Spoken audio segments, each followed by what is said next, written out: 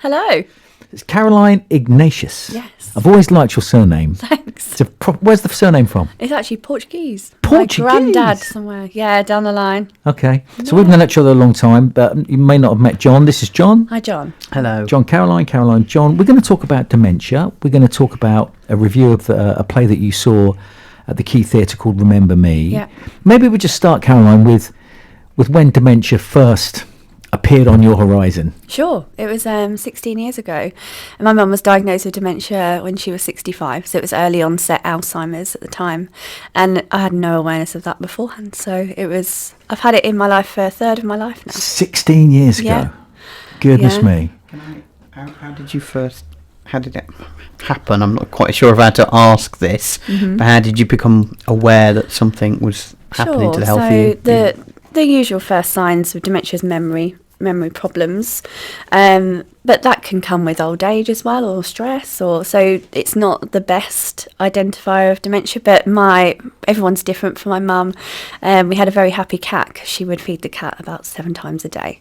So it's yeah, bless her heart. Yeah, so it's looking at the daily tasks that people do that then become either forgotten or replicated. But there's different things, like people struggle to use the remote control, just something they're familiar with that then they have trouble with. Do you remember when those little things started to happen, and do you remember thinking to yourself, I wonder if something's going on here? Yeah, I noticed it, but my dad noticed it the most, and he back in those days the doctors knew their patients, and we had the same doctor for years for my parents, and he went to the doctor and just said, look, something's not right.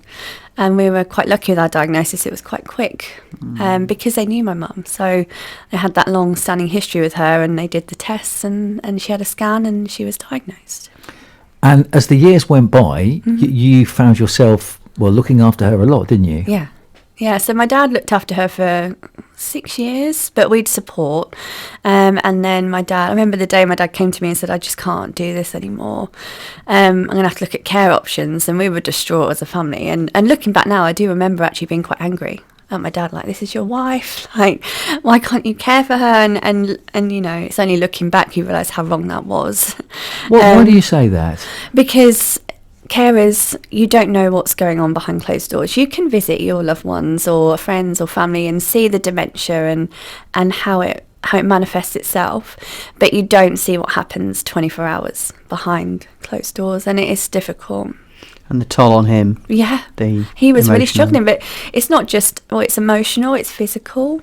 You're on fight or flight constantly. That person could be putting themselves in danger. And you're losing someone, it's grief. So going through the grieving process while you're trying to help someone that you love, and it's tough. Did the relationship between you and your dad at that point, did it become a bit strained? Yeah. We were looking at care homes, and I remember thinking, like, I can't believe we're actually doing this. Like, my mum's going to care, and I remember us having many conversations, but I think I succumbed to it because I didn't want my dad to struggle. That you have to look after both parents, not just one, because they have this diagnosis. It's important to look after both.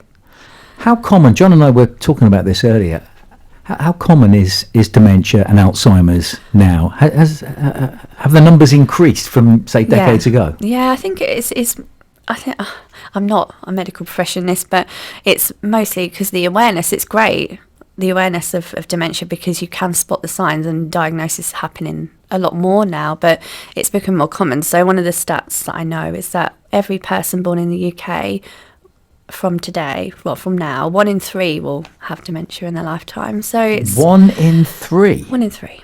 It's terrifying. Wow, that is a very high number, isn't it? It's quite difficult. Was your mother aware that something was happening as well? So she was in the early stages, but her journey, she became quite blissfully unaware quite early, which was actually a blessing, because it can be frustrating for somebody if they're aware of their limitations. But she lost quite a few inhibitions quite early on, and it became, once the struggle of the frustrations ebbed, it became quite a pleasure. It was very much, I don't like this comparison of comparing people with dementia with children, but the behaviours were children-like, and it was like she had a new lease of life. In one way, she was exploring things for the first time over and over again. Oh, that's so. I've seen emotional. it. I mean, yeah, I've like where they'll run up and hug strangers, for example, or that sort of. I saw that in Queensgate not so long ago. Actually, somebody do that where clearly there was an issue. Yeah. But nothing, no violence, no sort of, like you say, an innocence. She'd run up to children, adult, animals.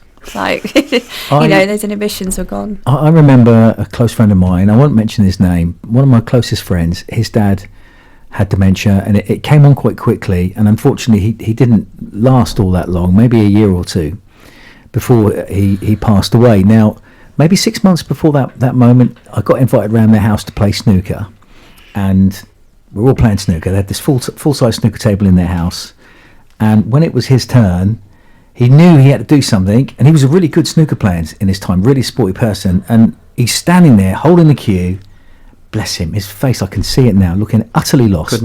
Didn't know what to do. So his son, my mate, literally pushed him and showed him, right, you got to do this, put that there, that's it. And all of a sudden, he knew it, bam, he potted the ball, great, and then he's with it, and then he's gone again, and he stood there again, can't remember what to do next. Yeah. My heart bled for him. It's really tough, but you raise a really good point, because there's so many ways you can enable someone living with dementia to actually live that fruitful life still in the early stages. And it is, so if you imagine everything we do is a process. A cup of tea is a good one.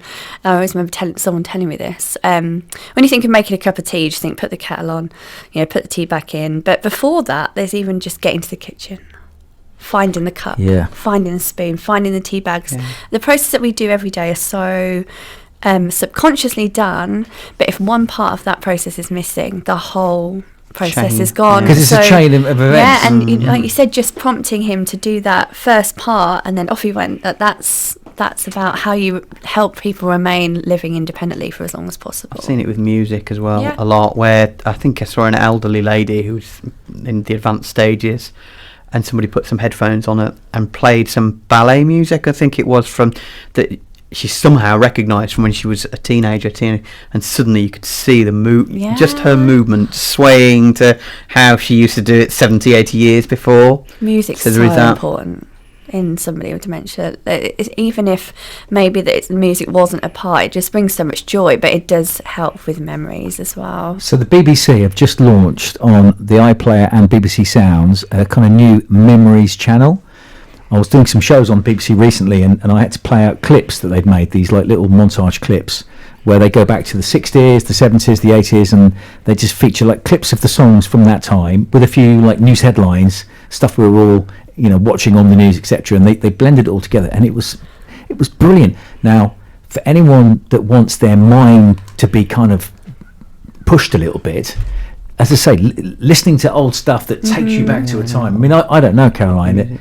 It can help, right? Oh yeah. Music and memories of years gone by. I'm very musical, and I connect my emotions and memories to music. I think we all do it at some sort of subconscious level. But my dad, who was diagnosed with vascular dementia 2 years ago as well, he was a singer.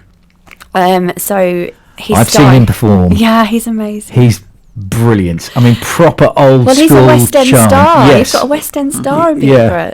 Do you remember when he came to sing with me at the Holiday Inn? This guy, John, came up. Is Ernest, right? Yeah. Ernest Ignatius.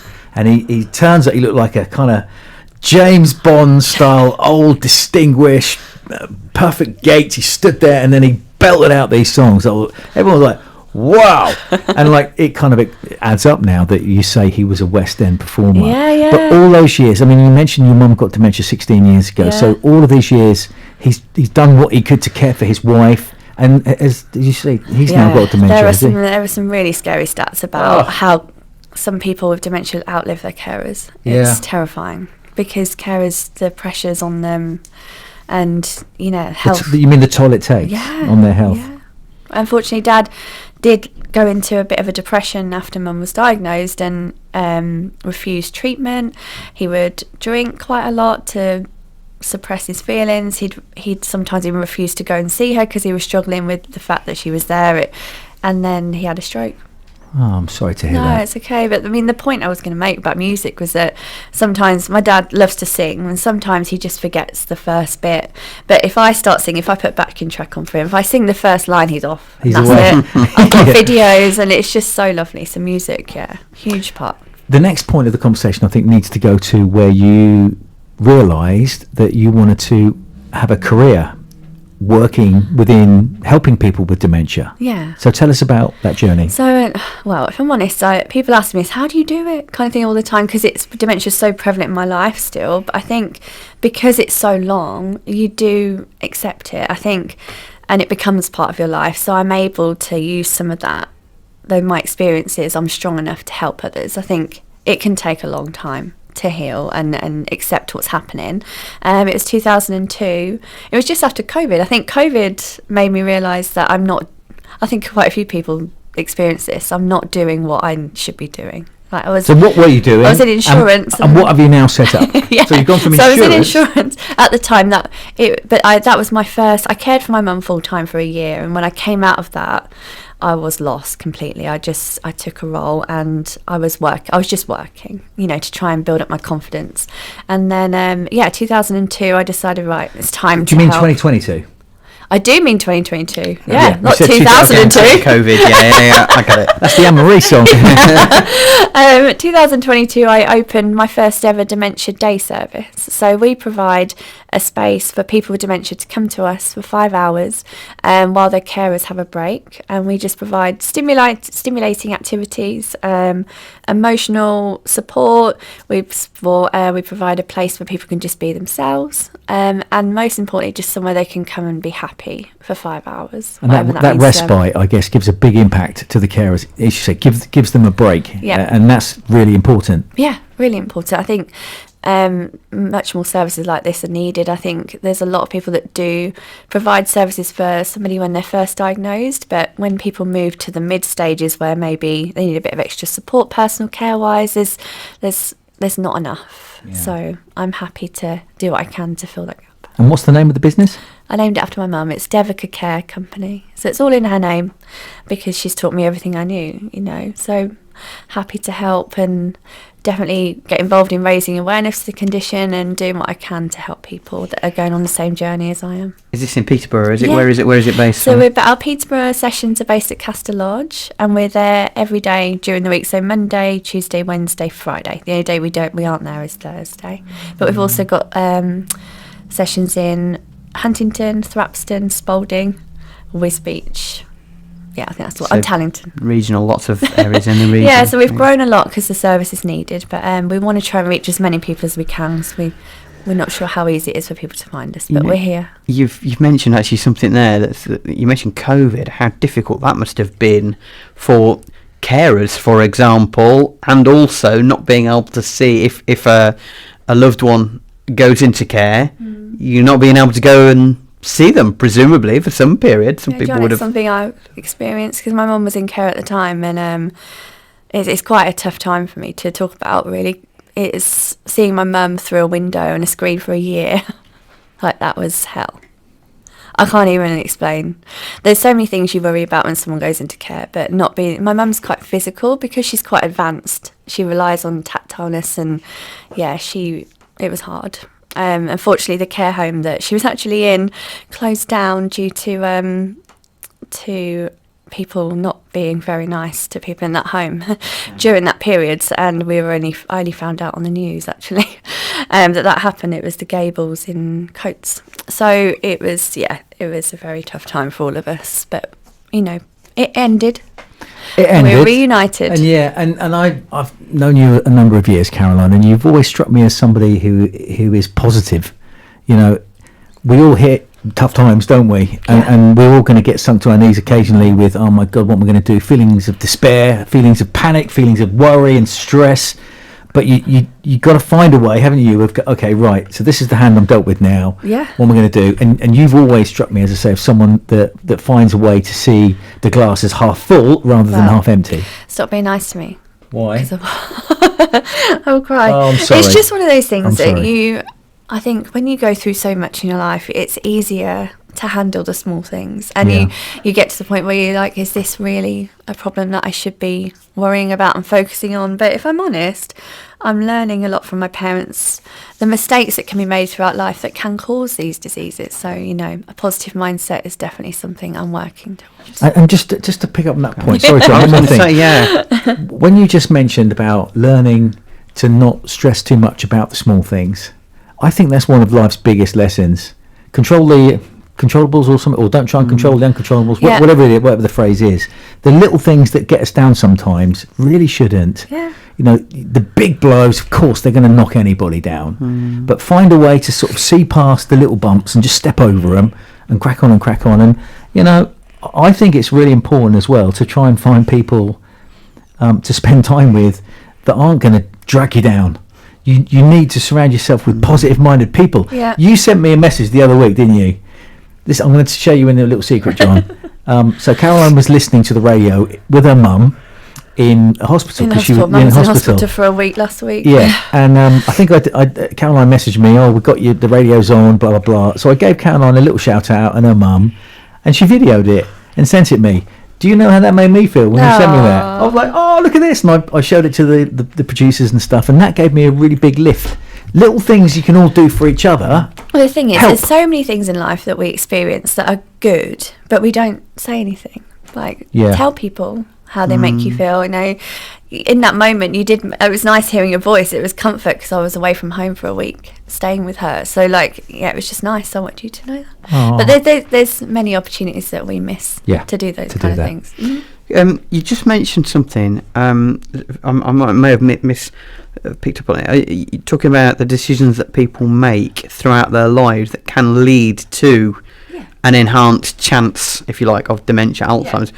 Would you like to elaborate on that a little bit? What sort of things are those? So things I've discovered, like I said, I'm not a medical professional, but from what I've come across, there are some main points. Sleep, huge deal. So did you know that when you sleep, your spinal fluid travels up your spinal cord and washes your brain in deep sleep? Didn't know that. I loved that fact, and I was like, oh my gosh, but sleep, so important. So that's not happening if you're not having as much if you're not sleeping. So your brain's not getting a wash, not being refreshed. Okay. I'm sure there's a much more technical term for that. Getting a wash. Okay. I feel like my brain is filthy. So hurt, but go on. Exercise. There are the things that we all are aware of. Regular exercise. It doesn't have to be anything too strenuous. Just walking, being outdoors. Be outdoors, be in nature. That's going to help. Playing golf every day, 7 days a week. Well, this is it. You 100%. Get exercise, nature. No, but it does help. Stimulation of the mind, like, I don't know, anything from quizzes to crosswords to, got it. I don't know, watching a documentary, whatever it is that makes you think a little bit more. That's learning. The important thing. So I've come across, my mum was diagnosed as soon as she retired. Is that a coincidence? I don't know. Is it that she lost purpose and she wasn't going to work anymore, wasn't learning, wasn't doing, wasn't having social interaction? Social interaction is huge. Yeah. Having friendship groups. Is a killer, isn't it? Nutrition. Gosh. This discussion about processed food, it definitely isn't helping us. So. No. I wonder as well, through my role at the council, I have gone to flats sometimes with assisted technology that can help. I mean, you, I'm sure you've seen some of the things, not just that can help you, but can also there's also talk about that they might be able to diagnose things like Alzheimer's and dementia a lot earlier as well. Even like your patterns of clicking on and off the kettle can be an early warning, or things like that. Repetition where there wasn't repetition before. Can be a trigger. So you've seen those, I'm presuming. I mean, AI is going to play a huge part in this going forward. Like, I'm all for that. There's so much technology, and I was part of the Alzheimer's innovation project, the accelerator program, where they invest in technology that can help people with dementia. I was a judge, and some really great stuff happening. It's exciting. Scares me. I mean, I know it's there. I know it's the future. We've got these incredibly gifted, brainy people all around the world saying AI is the future, and here's how it's going to help us. So I get all of that, but I can't help being just a little bit afraid. Embrace it, Kev. Yeah, there's going to be no more radio presenters. They'll just get. They will. AI will clone me, right? And it won't be me speaking on the air. It'll be some, I don't know, voice. No, but they'll need you to clone you. And how are they going to clone you without you? It will enhance your show. Okay. Well, I'll take your word for it. But you know what? You actually said it. You know, don't stress over things we can't control. Yes. Just embrace it. Just embrace. Well, listen, we're kind of out of time now, but the 20 minutes. 3 more questions. The 20 minutes has flown by. So thank you so much for joining us. What's the takeaway thing that you want to leave our listeners with?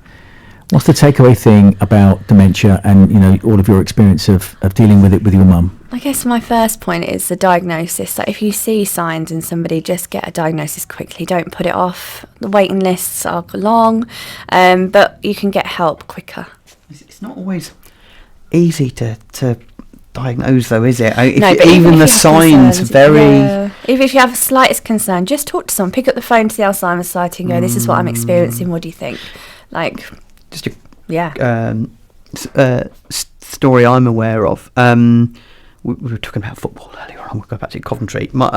Jimmy Hill, who used to be a legendary figure with my team, Coventry. How he was diagnosed with Alzheimer's, the first initially, and it's a weird, strange story. He and his family went to a funeral. Went to the service, and everything was normal. And then the wake was about 10 minutes journey away. So the family all go off, and everyone else from the funeral, they all go off, and he doesn't come to the wake. And they're like, where is he? And they wait half an hour or so, and then he pulls up in a brand new Alfa Romeo sports car. So he's gone from the funeral, and on the way there, they said, well, what have you done? He said, yeah, I just fancied a new car.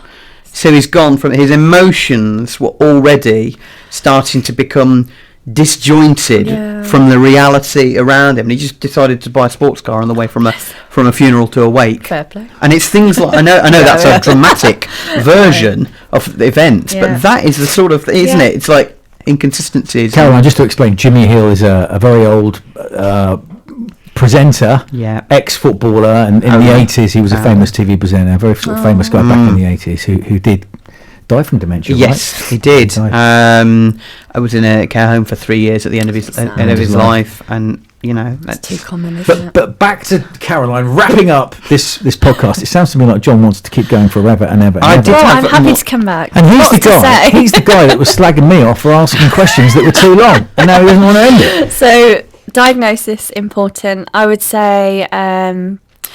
Just try and be more kind and understanding if you're out in the public and you're seeing something that does not look normal. Please keep in your mind it could be somebody that's struggling, because I hear too many stories about that. And finally, I would love to support anyone that needs our services.